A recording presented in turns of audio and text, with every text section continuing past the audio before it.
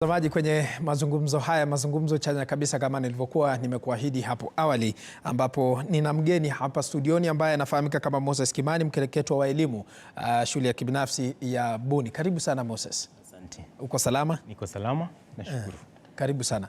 Kuna matokeo ya mtihani ya KCPE yametolewa hivi majuzi. Na imeleta hisia mseto hata kwenye taarifa za habari ambazo tumekuwa tukisoma sasa hivi. Kuna maswala ambayo yameibuka hasa kuhusiana na usawa wa kijinsia kwenye mitihani. Ukiangalia mtoto wa kike na mtoto wa kiume, the girl child versus the boy child. Yeah, versus the boy child. Ukitathmini matokeo ya mtihani kulingana na wewe, unahisi wavulana walifanya vyema kuliko wasichana ama ilikuwa namna gani? Nikiangalia takwimu ambazo zilitolewa na minister, kitu ambacho niliona ni kwamba wavulana walikuwa wengi kuliko watoto wa kike, ambapo inamaanisha kwamba na tulikuwa tunazungumza nawe tu hapa tukaona kwamba we had about 51% of the candidates being male, ukilinganisha na about 48% wakiwa wasichana, a difference of about 3%. Hii inamaanisha kwamba wavulana walikuwa wengi kuliko wasichana, jambo ambalo mimi singelitarajia sana kwa sababu kulingana na waziri alisema kwamba hiyo parity, gender parity ama huo usawa wa kijinsia umepungua kwa sababu ukilinganisha na miaka ambayo ilipita, we used to have a situation where kulikuwa na usawa kidogo. Ukilinganisha na saizi huo usawa umepungua. Kitu ambacho nafikiria na nimekuwa nikifikiria ni kwamba ukilinganisha na census ya 2019, katika general population ya Wakenya ambayo ilikuwa about 47.5, tulikuwa na 50.5 wakiwa wanawake, ukilinganisha na 49.5 wakiwa wanaume. Sasa ningetarajia kwamba hiyo usawa pia ingekuwa katika masomo, lakini tunaona kwamba ni tofauti sasa. Sasa swali kubwa ni nini ambacho kimechangia kwamba wavulana wamekuwa wengi kuliko wasichana, na imekuwa kwamba hiyo gap imekuwa kubwa sasa. Kwa hivyo mimi niko na hisia kwamba wakati huu tunaona a trend ambayo mimi kama mtu ambaye ako katika sekta ya elimu ninaona inaweza kuwa shida, kwa sababu katika primary huwa sana hatu expect a big difference, maanake pale katika enrollment pia hakuna a lot of difference, lakini tunapoendelea primary to high school to universities tunaanza kupata ile parity inaendelea kukua. Sasa ikikuwa kubwa katika primary level, basi inaanza kushuku kwamba itakuwa mbaya zaidi tukiendelea in other high levels of learning. Upande wa pili hapa nina hadhira na watakuwa nauliza maswali muda mfupi, lakini ningependa pia kusikiliza kauli yako. Unahisi nini ambayo labda ilichangia idadi ya watoto wa kike ikawa chini ikilinganishwa na wa kiume? Nilisikiza the CS Bwana Machogu akizungumza kuhusu some of the counties ambazo zilikuwa na high parity ukilinganisha na zingine, na hizo counties zilikuwa ni kama vile Mandera, Garissa, Turkana. Traditionally hizo counties unakuta kwamba kuna ile tabia ambapo wavulana wamepatiwa kipaumbele ukilinganisha na wasichana katika mambo ya kimasomo, kwamba wazazi wanapendekeza vijana wao kwenda shuleni kuliko vile wangependekeza wasichana kwenda shuleni. Jambo ambalo naweza sema si nzuri, kwa sababu the reason why we need to have equal access to education ni kwamba kila mtu, iwe msichana awe kijana, awe na equal opportunity to to have productive opportunities in the economy.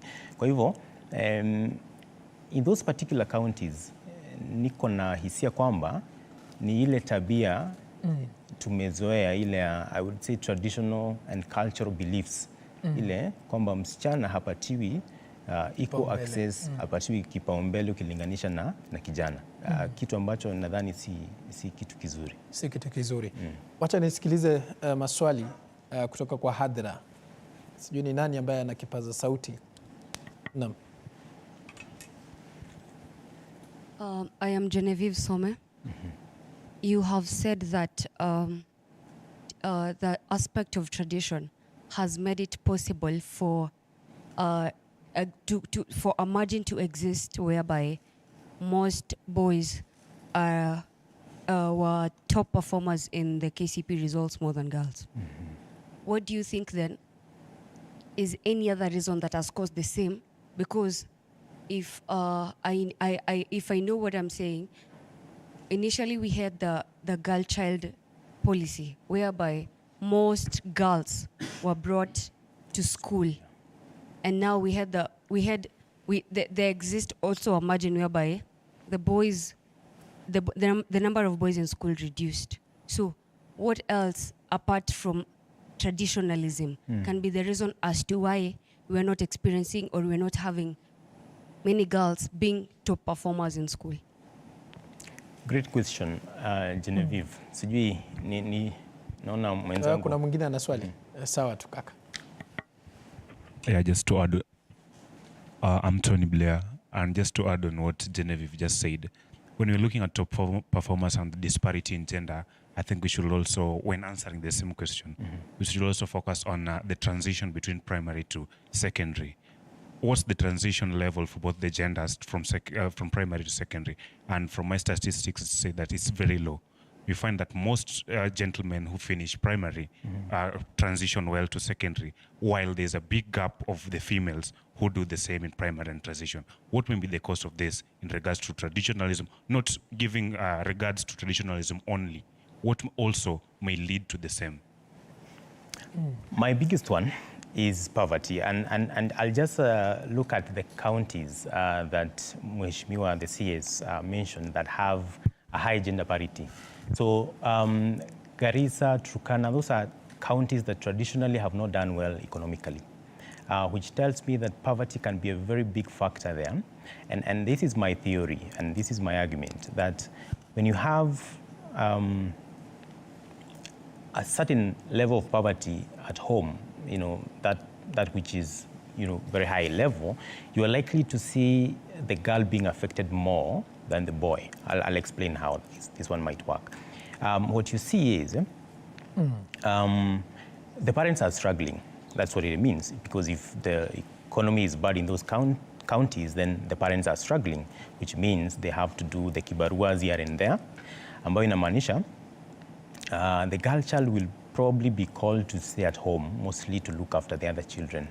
Why? Because again, with poverty comes the big numbers in family, kwamba kuna watoto wengi katika familia. Kwa hivyo utapata mama leo akitaka kwenda kibarua atasema Shiro, huyu msichana we baki uangalie wenzako, kijana yeye aende shuleni, maana kijana hawezi achiwa watoto wale wachanga awaangalie.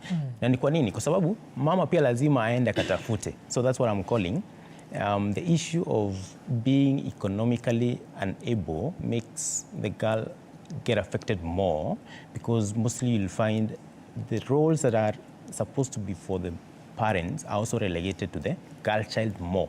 He's the one doing domestic chores, he's the one doing the kufagia, kuosha vyombo, nini, kuchunga na kulea watoto wengine. So you find the girl is being affected more than the boy, because the boy usually, the mother will say no, vijana wacha waende. So wakienda shuleni utakuta wao wanaenda sana kuliko wale wasichana. The other thing is issues of sanitation. There are so many other issues that affect a girl child while in school. Fine, amefika, enrollment imefanyika, wasichana ndio hao wako shuleni, lakini shida nyingine ni the conditions that you find these girls in are not enabling them to continue with the education. For example, an issue of sanitary pads is a big one in those counties. That's why I talked about poverty. There is a lot of shame that is associated with sanitation issues when it comes to the girl. So you'll find the girl wanting to stay behind as the boys go to school. But if they were doing well economically, I don't think the issue of sanitation would really be a big one. So everything revolves around the level of poverty. And even if you go back one step, you realize that even the mother, if this is the gender issue that has been there traditionally, even the mother is probably not as educated. So they're likely to see, kama mimi nafanya vizuri na sijakuwa na masomo, mbona huyu msichana wangu ashinde akienda shuleni, si akae hapa angalia watoto wenzangu, watoto wenzake ama my other kids. So unakuta yule mtoto anapatiwa kazi za kinyumbani ambazo zinafaa kufanywa na mama kuliko vile kijana anapatiwa hizo kazi za kinyumbani. Yes. Unamaanisha kwamba pia wanawake ama wazazi wa kike wanachangia katika hili swala? Lazima wawe wakichangia kwa sababu traditionally ukiangalia ama historically you'll find that the female for a very long time have not had the same education opportunities as the male counterparts, which means huyu mzazi wa kike yeye hakupata yale masomo. Kwa hivyo haoni haja hata huyu msichana kupata yale masomo, manake kazi ya msichana ni nini kulingana na wao historically, traditionally na culturally ni kulea watoto, kwamba abaki hapa leo watoto wenzake, mimi niende kibarua nitafute mali nilete, alafu vijana hawezi shinda kwa nyumba waende shuleni. And that's where you find the problem. Nitarejea na swali lingine, lakini kabla sijauliza hili swali nina swali lingine, utangulizi wa kile ambacho umezungumzia hapo. Mtoto wa kike kuachwa nyuma itamwathiri namna gani hata anapokuwa katika jamii?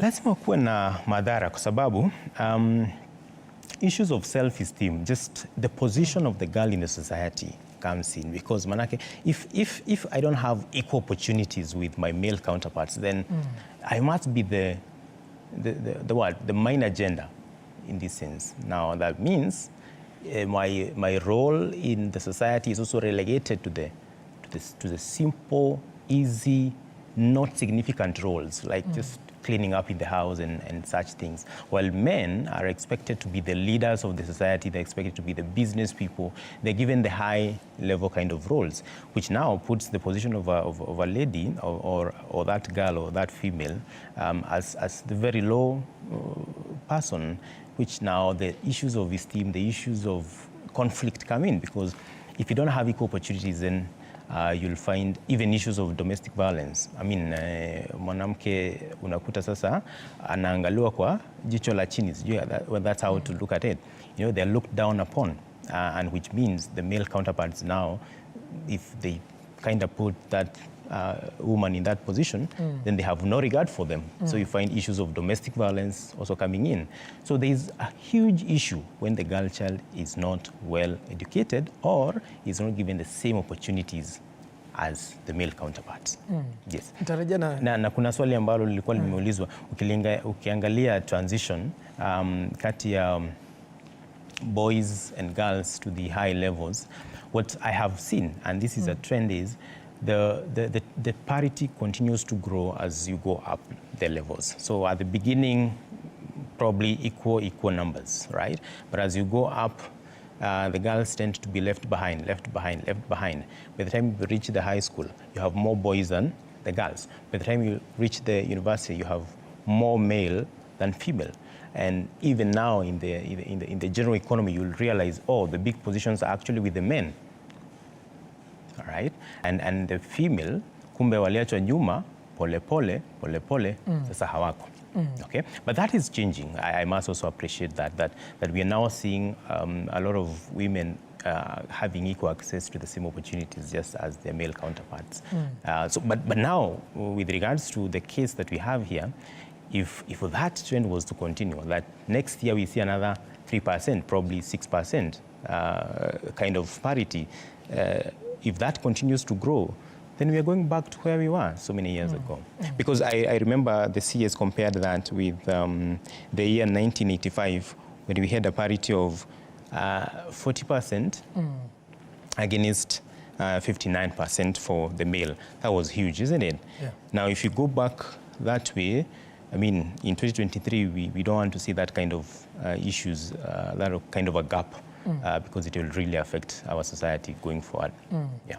Wacha nichukue maswali tatu hivi ama mbili, sijui nani ambaye ana kipaza sauti. kabla sijarejea kwako tu, tutafute mwafaka utakuwa ni upi kusonga mbele. Naam. Kwa majina naitwa Hanif Bashir, mwanafunzi katika chuo kikuu cha Mount Kenya. My question is, a few back years ago, 2 years ago, Kama hata kipaza sauti, there was a very high celebration about, increment of girl childs, passing, especially the KCPE. We have said now it's in 2023. Is there a decline ama kunazidi kuwa na, maendeleo? And then there's another issue, kwa ground is a bit different from what you're talking. Ground kidogo naona anaokolewa, there's scholarship. Umeongea kuhusu Mandera, very lucky I come from Mandera County. There's so many scholarship, for girl child. But there's a very wise saying that says, give a man a fish and you'll feed him for 1 day. But teach a man how to fish, you'll feed him for the rest of. What if we say that the problem is about civic education? Hakuna wafunzi umuhimu ya elimu. Mkishinda mkisema tunawapatia fursa, lakini hamwafunzi jinsi ya kutumia fursa. In 2023 tuseme kila mtu na nia yake. If vijana wavulana watasema wacha tusome, wacha wasome. Tuseme ati kuna shida mahali ya ati girl child wanaachwa nyuma ama boy child. Resources is equal. Kila mtu anapatiwa resources yake. Same to where we are. Resources ni equal.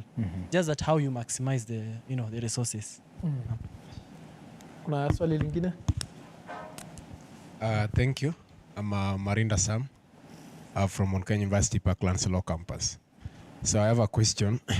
There was once a saying that was said by Dr. Agre that if you educate a man, you educate an individual. While if you educate a lady, you've educated a whole nation. Checking on the trends of Kenya, do you think there is still a gap that needs to be fixed to ensure that the transition that was earlier raised is met from primary to high school? Then my second question is, over the time it has been known that there's a statistic you said that ladies used to pass more in languages than compared to other subjects. Is it, what's the theory behind that? Or should we just marry those who know English, so that boys also can pass these languages? Or what's the statistics behind that? Okay, thank you. So my name is Simon Omboa. I'm happy because of this issue. First of all, this issue is caused by the education system that we are having currently in Kenya, the Kenya KCPE. And this one is replaced by the competency-based curriculum. I know that KCPE is result-oriented while CBC is skill-oriented.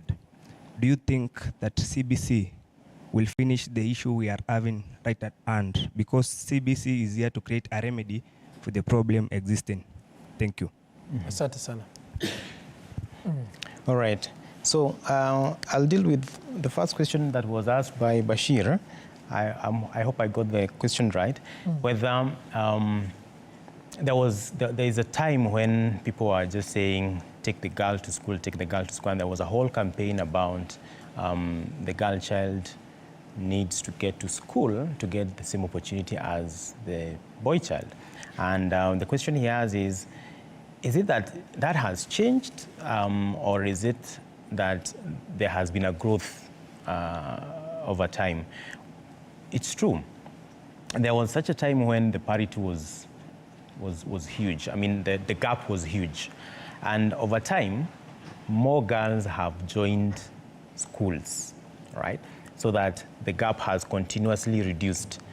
Not to say that we have reached where we want to be, because if you want to achieve gender parity, then you're saying that there should be exactly equal opportunities for both gender. The number of girls have increased, yes, but we have not achieved equality. Part of the reason maybe the girls have increased is because of the campaign towards take the girl to school, take the girl to school. So what Aadhaar has done is just to reduce the gap, but it hasn't reduced completely, all right? But we must appreciate that the numbers have gone up. There is a saying around, if you educate a man, you're educating an individual. When you educate a girl, you are educating a nation. Well, in a way, there's a lot of explanations or theories around that, but I kind of agree with that because the girl tends to be, when you educate a girl, you tend to educate more like the whole family, in the sense, if, for example, those girls that I'm just saying who are not in school, if their moms or their mothers were educated, I don't think they would have their children remaining at home. Kwa sababu naarifiwa juu ya muda. Okay. Suluhisho linaweza likawa gani kuhusiana na matatizo haya na maswali ambayo nimeulizwa hapa? So for me, and this has been alluded by one gentleman there, campaign. And that is creating awareness. Kwamba, fine, we are saying we have equal opportunities, but do they know that those opportunities exist for both the boy child and the girl child? So what you need is a lot of campaign in those areas, those specific counties, where you kind of, pushing people towards accepting that the girl should be in school just as the boy. But because again, I see a situation where we might again push the girl so much to school and forget the boy child, and then we start raising another issues of, oh, the boy child ameachiliwa, and that's what we are saying. The ground is different, because if you look around, the gentleman will start saying, oh, ni kama mlisukuma msichana sana, sisi vijana pia tumeachiliwa. So the campaign is my only, the most important solution to the gender issues that we have. Yes. Na asante sana kwa mchango huo. Naarifiwa muda umekimbia sana hapa zaidi. Nitakualika tuzungumzie hilo swala na kuhusiana na matokeo ya mtihani iliyopita wiki ijayo kama utapatikana. Lakini kwa sasa naarifiwa muda umekimbia. Asante sana kwa mchango wako. Asante. Na kujibu maswali ambayo wanafunzi wanayo hapa. Maswali ni mengi hapa, lakini ni kwa vile muda umetupa kisogo. Asante sana Moses Kimani, mkereketwa wa elimu katika shule ya kibinafsi ya Buni hapa jijini Nairobi kama sijakosea. Kweli. Na asanteni sana